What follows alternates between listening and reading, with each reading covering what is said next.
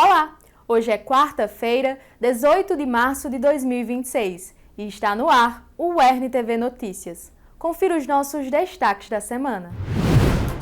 Crescimento do feminicídio reacende debate por leis mais rígidas. Nós precisamos mostrar para a sociedade e para os agressores que se houver violência, não vai ser tolerada a violência contra a mulher. Campanha destaca impactos da endometriose na vida de mulheres. E desde então a gente vem seguindo nessa batalha, que não é fácil, é uma doença realmente séria que pode prejudicar bastante nós mulheres e acontece com muitas mulheres. Circuito Potiguar leva a educação ambiental para redes públicas. Escola da Rede Municipal de Mossoró recebe iniciativa voltada ao descarte consciente de resíduos eletrônicos. Proteção Animal avança com novas medidas do governo. Pelo nome Justiça por Orelha, para ficar marcado na nossa história.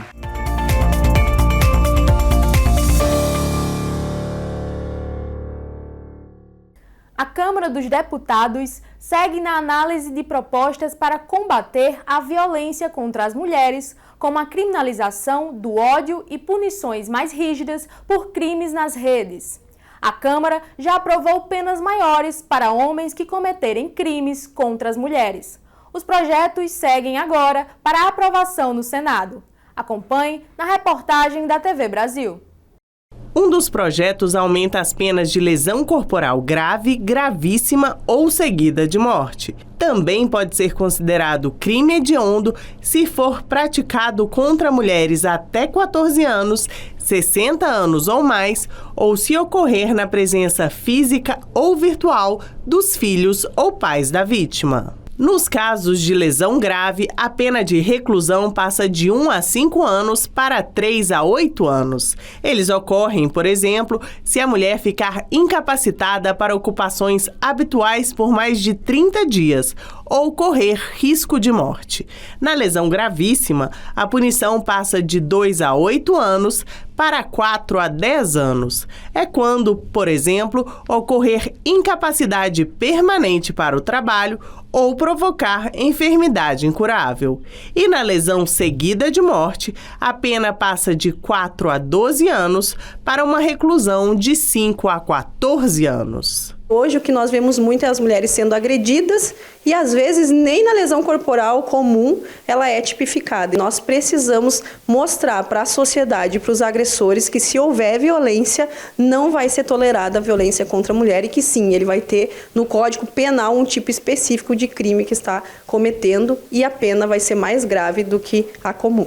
A Câmara aprovou também a realização de campanhas educativas de forma permanente e o projeto que obriga o uso imediato de tornozeleira eletrônica pelo agressor em caso de risco iminente à vida ou à integridade física ou psicológica da mulher ou de seus dependentes. Em seguida, o juiz terá 24 horas para manter ou retirar a medida protetiva. Enquanto o agressor estiver com o aparelho, a vítima terá um dispositivo de segurança que alerta sobre eventual aproximação do homem. A segurança das mulheres também foi tratada hoje em um evento no Tribunal de Contas da União, em Brasília. A ministra Carmen Lúcia, a única mulher em atuação no Supremo Tribunal Federal, ressaltou que a violência contra cada mulher é uma violência contra todas nós. Chegamos a isto agora de um número de notificação mais alta, porque chegou a classe média, a classe alta. Aí agora isso é notícia.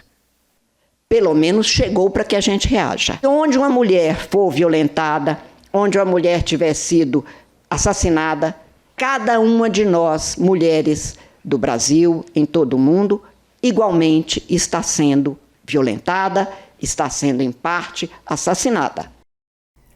O Serviço Nacional de Aprendizagem Comercial, SENAC, abre mais de 3.000 vagas gratuitas em cursos presenciais e à distância no Rio Grande do Norte. Mais informações com o repórter Carlos Pereira. Bom dia, Carlos. Oi, Alane, bom dia para você, bom dia para todos que acompanham o RNTV Notícias. É isso mesmo, o Senac está ofertando mais de 3.000 vagas para cursos técnicos e também de formação profissional. As inscrições estão abertas lá no site que aparece aqui na tela do Senac RN até o dia 22 de março.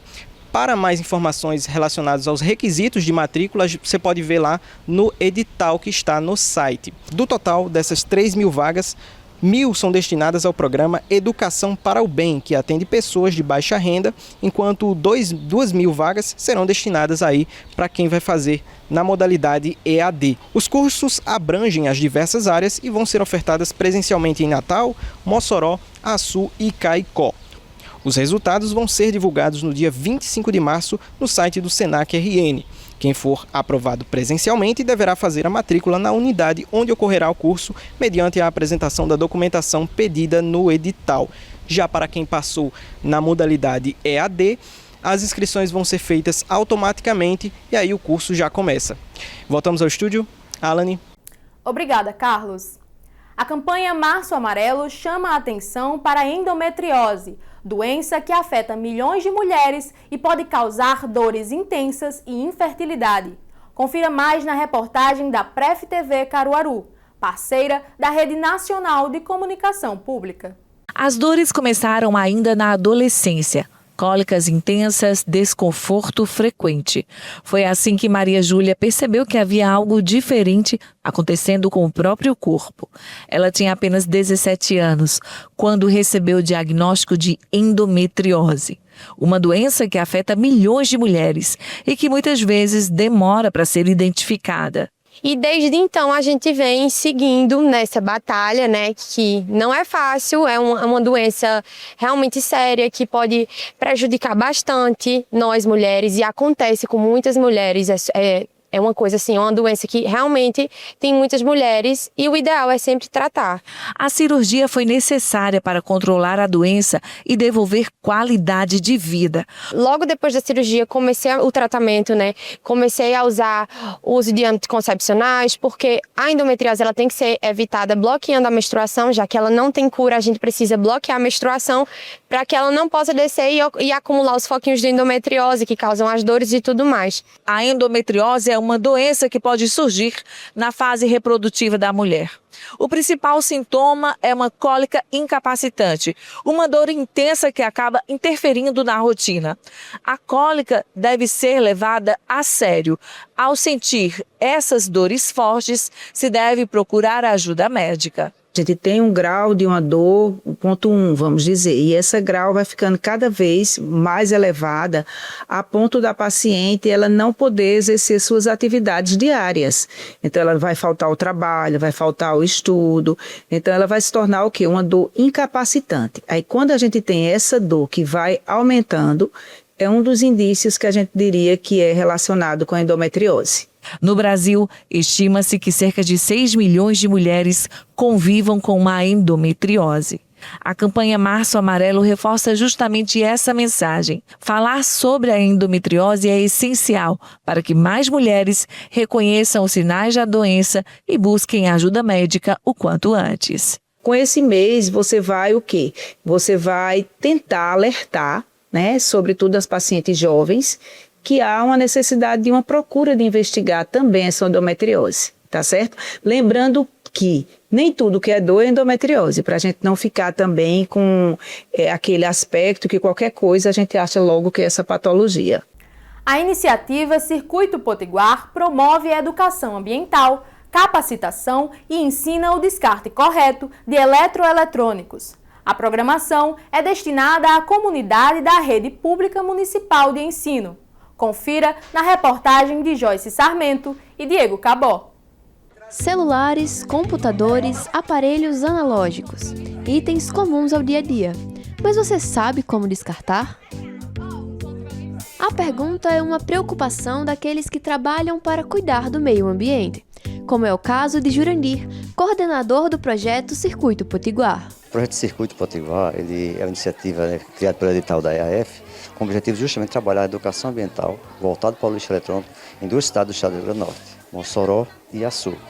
e necessidades que realmente tem a dificuldade do descarte correto desse material. Então a gente chegou para poder trazer a educação ambiental justamente na escola, onde alunos vão aprender realmente a prática da sustentabilidade, vão aprender como descartar o material de forma correta, entender as problemáticas do lixo eletrônico e realmente formar uma consciência ambiental. Através de atividades voltadas à conscientização sobre cuidados com o meio ambiente entre crianças e adultos, o Circuito Potiguar tem a meta de arrecadar 20 toneladas de lixo e colher no futuro a responsabilidade socioambiental. A Escola Municipal Marineide Pereira da Cunha, localizada no bairro Santa Delmira, em Mossoró, é contemplada com atividades relacionadas ao lixo eletrônico. Há 11 anos a nossa escola ela tem esse cuidado de olhar para o bairro de Santa Delmira e ver o que é que nós podemos mudar na nossa realidade.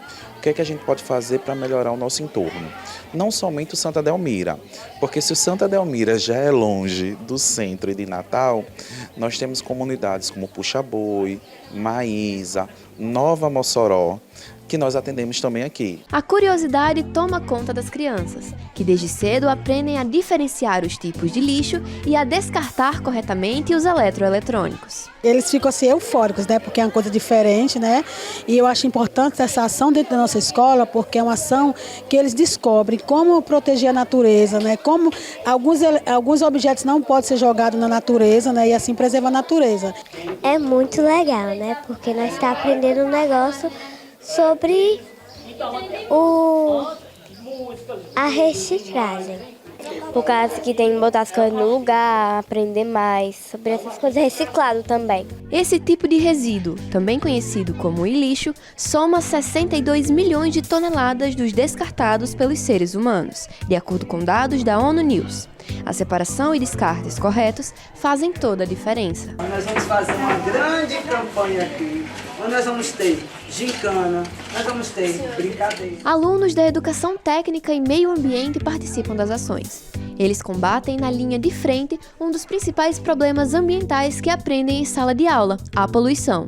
Eu creio que, como minha missão de técnico em meio ambiente, é levar a educação ambiental às crianças, porque são elas que dão o nosso fruto ao meio ambiente. Além das crianças e jovens envolvidos na iniciativa, a oficina de capacitação para catadores, que leva conhecimentos como os tipos de resíduos eletrônicos e técnicas de separação, aproxima o público adulto de uma questão social que é de todos. Para isso a gente traz a valorização deles, para eles conhecerem mesmo que eles fazem parte dessa economia circular, que eles são os motores, que eles é que acontecem. Apesar de ser um trabalho hoje invisível, que a gente não vê assim muito falar, né? Josefa é agente ambiental e trabalha com o recolhimento de resíduos. Para ela, separar e catar o lixo é cuidar da natureza. E a sociedade tem que estar consciente do papel e da importância que tem nós catadores. E a sociedade também deve ter consciência que esse trabalho beneficia todo mundo. Você imaginou se hoje não tivesse catador no mundo, como era o mundo? O Circuito Potiguar surge como resposta aos crescentes números de poluição ambiental. Com o trabalho de ensino desde os primeiros anos da escola e a valorização de profissionais que vivem da coleta e da separação, caminhos para um futuro mais limpo são trilhados. Você espera que mais coisas assim aconteçam na sua escola? Sim, muitas mais vezes.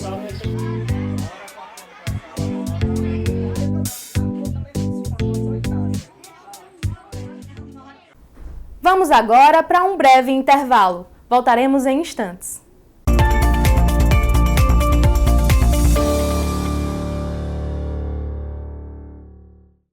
O Futura está no Globoplay. É gratuito e com acesso liberado para vídeos e programas. Aqui você pode acompanhar a programação ao vivo ou escolher uma série do catálogo para maratonar. É simples e fácil, na TV, no app ou no seu navegador. Aproveite para utilizar o audiovisual para despertar o que faz sentido para a sua vida. Tem educação, cultura, infância, empreendedorismo e muito mais. No Futura você encontra cursos em diversas áreas de conhecimento. Quer ver? Educação, tecnologia, juventudes, mundo do trabalho e muito mais. Tudo gratuito e online. É só você se cadastrar no site e já está pronto para aprender. Acesse futura.org.br/cursos e comece agora mesmo.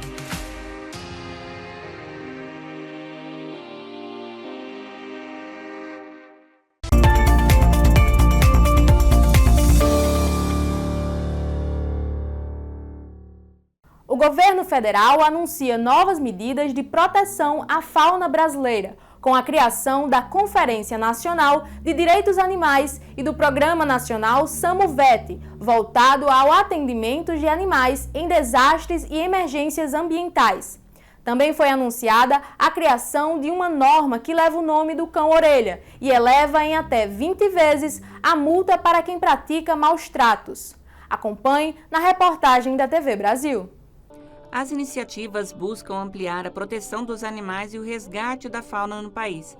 A ministra do Meio Ambiente, Marina Silva, destacou a importância das novas ações. Essa conferência vai ser o espaço de controle e participação social para que a política pública seja formulada não para os defensores dos direitos animais, mas com os defensores dos direitos animais. O que nós temos que ter é um mundo que defenda a sustentabilidade em todas as suas dimensões. Na dimensão econômica, social, ambiental, cultural, política, ética e até mesmo estética. A sustentabilidade tem várias dimensões. Na mesma linha, o presidente Luiz Inácio Lula da Silva sancionou a lei que cria uma política de acolhimento e manejo de animais resgatados afetados por acidentes e desastres ambientais.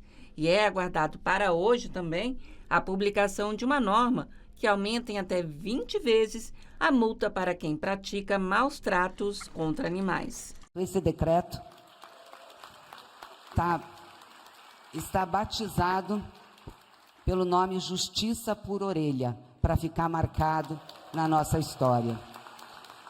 E ele vai elevar a multa, que hoje é de R$500, para uma multa entre R$1.500 a R$50.000, podendo ser agravada em 20 vezes. Então pode chegar a R$1 milhão, uma multa para quem pratica maltratos animais. O curta Alô Camaradinha ganha pré-lançamento em Mossoró, trazendo uma homenagem à trajetória do radialista Cabi da Costa Lima. Mais informações com a repórter Lourdes Cabral. Bom dia, Lourdes. Bom dia, Alan, e bom dia a todos que estão nos assistindo. O curta documental Alô Camaradinha homenageia Cabi da Costa Lima. E para mais informações, estamos aqui com o diretor Esdras Marquesan. Bom dia, Esdras. Conte um pouco para o pessoal de casa como surgiu a ideia de produzir o documentário. Bem, o documentário ele nasceu logo após a morte do Cabi, né? Quando eu comecei a pensar que seria interessante algo para mostrar a história desse radialista tão importante para a história do rádio moçoroense, para a história da imprensa moçoroense. Então, na época eu elaborei um projeto, submeti um edital, não foi aprovado, mas em outro edital ele teve aprovação. E aí a ideia era fazer um documentário tradicional, entrevistando amigos, né, colegas de trabalho, só que após ver a postagem da filha dele, a Alice, que é jornalista também, sobre ele, né, eu percebi que havia uma relação de afeto muito interessante entre os dois, né? Ela fazia várias postagens em sua rede social falando sobre o pai, e aí eu pensei que o doc poderia ter esse caminho, né? Contar a história de Cabi, mas sob a perspectiva dessa relação entre pai e filha. E assim fiz o primeiro contato com ela, ela topou a ideia e construímos juntos esse projeto que é o Alô Camaradinha, um curta-metragem documental falando um pouco sobre a história de Cabi da Costa Lima, um ícone da história do rádio moçoroense, e também dessa relação entre pai e filha. O que você acha que as pessoas podem levar para si mesmo após assistir o documentário? Primeiro, eu acho que quem não conhece, conhecer um pouco de quem foi Cabi da Costa Lima, né? Quem já conhecia, eu acho que vai ser um reencontro, né? Ele tem muitos fãs na cidade, muitos amigos, e termina sendo um produto que fica aí para Mossoró, para o Rio Grande do Norte, como um instrumento, um produto de preservação da memória da nossa imprensa, né? Então o pré-lançamento acontece quinta-feira agora, 19 horas, no Memorial da Resistência, então todo mundo convidado. E logo após o pré-lançamento nós teremos a exposição, né, Alô Camaradinha, com fotografias, roupas, objetos pessoais. Então vai ser um momento bem interessante, então venha participar conosco. Obrigado, Esdras. Com história, memória e afeto, esperamos todos vocês lá. Voltamos aos estúdios. Obrigada, Lourdes. Uma nova espécie de dinossauro identificada no estado do Maranhão cria relação da fauna brasileira com a europeia. Os fósseis datam do período Cretáceo. Acompanhe na reportagem da TV UFMA, emissora da Rede Nacional de Comunicação Pública. Os fósseis foram localizados durante uma escavação realizada no interior do estado. O material passou por alguns anos de análises e estudos até que os resultados fossem publicados em uma revista científica internacional. A divulgação amplia o conhecimento sobre os dinossauros que viveram na região há milhões de anos. Este professor do Departamento de Biologia da UFMA participou da pesquisa e aponta para o valor dessa descoberta. A gente batizou ele de Dasosaurus tocantinensis. Dasosaurus quer dizer dinossauro da floresta. Tocantinense em alusão e homenagem à região tocantina. E agora ele criou essa ligação com a fauna europeia. Nós já tínhamos uma ligação com a fauna norte-africana e agora tem uma ligação com a fauna europeia, o que mostra como esse quebra-cabeça é complicado. Como é complicado você entender como era a distribuição desses animais naquela época. Então, isso é que realmente dá a maior grandeza para o achado. Uma das peças mais impressionantes é o fêmur do animal, que tem quase 2 metros de comprimento. Outros materiais estão à mostra aqui no Centro de Pesquisa de História Natural e Arqueologia do Maranhão. Essa exposição também ajuda a despertar o interesse pela ciência. Fala sobre a questão dos dinossauros, os tempos antigos, que eles habitavam aqui essa região, a região de Alcântara, aqui por São Luís também, e a gente aprendeu um pouco mais sobre isso. O fóssil encontrado pelos pesquisadores aqui no Maranhão se assemelha a essa representação aqui, o titanossauro, um animal herbívoro que se alimenta de folhas e frutas, por isso o pescoço alongado para conseguir alcançar a copa das árvores. O animal encontrado aqui no estado tinha cerca de 18 metros de comprimento e viveu aqui na Terra há cerca de 100 milhões de anos, no período Cretáceo. Essa descoberta histórica coloca o Maranhão no mapa da paleontologia nacional e internacional. O que a gente já tinha publicado antes, nessa fauna, flora do Cretáceo, né, já motivou interesse de cientistas, por exemplo, da China e da França, entrarem em contato com a gente, pedir fotos, pedir material para estudar e tudo mais. E a gente até publicou junto com alguns desses pesquisadores, né? Então, agora, com esse novo dinossauro que tem essa ligação com a Europa, esse interesse fica mais consolidado e mais amplo, porque significa que tem mais coisa para ser achada, tem mais coisa para ser explicada nessa história. Durante as visitas, um público chama a atenção: as crianças. Curiosas, elas observam de perto e se encantam com o que veem. A presença dos pequenos na exposição reforça a importância de espaços como esse para incentivar as novas gerações. Qual foi o que você achou mais legal deles? Aquele que voa. Estou achando maravilhoso, muito bom, excelente. É bom os pais trazerem, né, seus filhos para conhecer esse ambiente maravilhoso. Um gigante que viveu há milhões de anos agora ajuda a contar uma nova parte da história da Terra. E direto do Maranhão, essa descoberta mostra que o passado do planeta também pode ser revelado a partir do nosso chão. Entender como é a dinâmica das biotas ao longo do tempo e o que, por exemplo, pode motivar suas extinções, é o que a gente estuda. E isso, até onde se sabe, já ensinou lições importantes até para a gente tomar cuidado, principalmente numa época que a gente está vivenciando mudanças globais, mudanças climáticas globais que são radicais. Então a gente já está vendo aí o estrago que isso ocorre e historicamente a gente sabe pelos fósseis que esse tipo de situação pode gerar extinção em massa. Então, por isso o ser humano, com esse aprendizado, ele tem que se tornar mais cuidadoso com o que ele mesmo faz com o planeta. arte do artesanato em barro é comum no Nordeste e em outras regiões. Um saber que é transmitido entre gerações e gerações. Acompanhe mais sobre essa arte na reportagem da Pref TV Caruaru, parceira da Rede Nacional de Comunicação Pública. A habilidade de transformar o barro em arte através do trabalho com as mãos mudou a história de Caruaru. Os bonequinhos produzidos para enfeitar os lares, que retratavam as cenas do cotidiano, das donas de casa, das crianças, dos agricultores, pescadores, caçadores, foram ganhando uma repercussão irreversível. Os bonecos de Vitalino tornaram-se cultura, objeto de desejo, fonte de renda e, mais que isso, tradição familiar. Mestre Vitalino, uma figura muito conhecida, responsável pela arte do barro ser propagada pela arte figurativa. E essa daqui é a Casa Museu Mestre Vitalino, que fica no bairro Alto do Moura.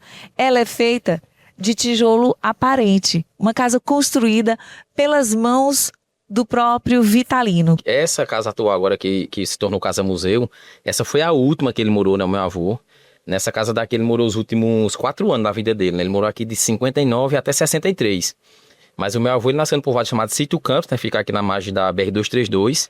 Aí ele veio para aqui, para Alto Moura, justamente porque aqui ficava mais próximo ele para o centro da cidade, para vender as peças dele. E foi onde, através dessa arte, ele levou o nome dele da nossa cidade, através da cultura, para o mundo todo, né? O neto de Vitalino, filho do mestre Severino, carrega a habilidade das mãos de um jeito impressionante. Corre no DNA a criatividade. Perceba que ele, até para gravar a entrevista, segue fazendo arte. Os movimentos precisos transformam em poucos minutos barro e água em objetos que levarão muito significado a quem os olhar. Essa arte que meu avô criou, ela é conhecida como arte figurativa, né? Ou seja, ela retrata as cenas do cotidiano do nordestino. Então, tudo que ele vê no dia a dia, ele retratava no barro, né? O meu avô. Então, assim, tem catalogadas em um livro 118 tipos de cenas diferentes, né, que ele criou, meu avô, mas eu creio que ele criou muito mais, né? Então, assim, hoje, assim como foi meu pai, meus tios também sempre trabalhavam em cima da arte que ele criou, né, que é a arte figurativa, de retratar as cenas do cotidiano. Cada mestre traz uma identidade. É muito provável que você olhe para uma obra e consiga até identificar o seu autor. No entanto, esses aqui podem até confundir. Parece uma obra de mestre Galdino, mas são uma releitura, feita por sua sobrinha postiça, Nicinha Otília. A braçadeira, eu criei essa peça em homenagem também à mulher, à luta do ser humano em geral, pela igualdade, pela inclusão. Então eu criei uma boneca que ela está dando um abraço. O formato do corpo dela é a Mãe Terra, formato de morra, a Mãe Terra. O eixo da Terra eu escolhi como corpo da mulher, porque o eixo da Terra ele gira, ele não escolhe, né? Ele não dobra para escolher ninguém, ele gira. E representando nossa nordestinidade, eu fiz os adereços, porque a mulher nordestina ela é bem vaidosa, né? Aí tem o turbante, tem os colares, os brincos. E a cor preta eu escolhi pintar ela justamente por isso. Então eu botei o nome, a braçadeira da Nicinha. E graças a Deus, ela tá internacional. Que também encontramos o ateliê de uma mestra famosa, Terezinha Gonzaga, que outrora até já teve uma de suas peças virando enredo de escola de samba do Rio de Janeiro. As estrelas são sua assinatura. Olha, assim, eu trabalho com 3 tipos. Eu trabalho com a utilitária, que é o meu forte, que me traz muita felicidade quando eu entro num restaurante e eu fico realizada em ver minhas panelas lá servindo. E também trabalho com a utilitária, com a decorativa, que é a de estrela, que decora eventos, né? E a figurativa, que é o do nosso mestre Vitalino, que foi o começo de tudo. E assim, entre o barro, a água e a força das mãos, o Alto do Moura segue moldando não apenas peças de arte, mas também a própria identidade cultural de Caruaru.